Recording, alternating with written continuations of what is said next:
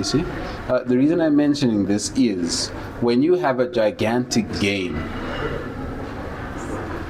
keep it. Do not then pedal back, right? Should you have a gigantic gain in discipline, gigantic gain in maintaining schedule, gigantic gain in income, gigantic gain in whatever it is. Should you have a gigantic gain, the idea is to keep it, to keep the pace. Should you start sprinting, the idea is to keep the pace as long as you can. And should you be able to master keeping the pace, you'll be at a level of power within that realm. If you can just sprint and sprint and sprint and sprint and sprint, it's power.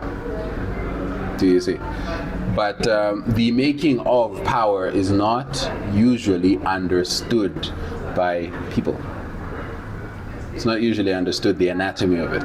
But if you go back through history, right, every single successful anything, every single historical anything, you will find that there was a sudden shift, and then they consolidated the power gained from this shift. There was something that went up more than usual, but they didn't mess around with the opportunity or let it pass, right? They didn't mess around with the new capacity or let it pass.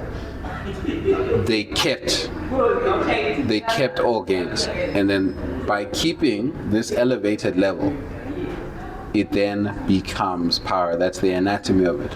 Power is affluence consolidated.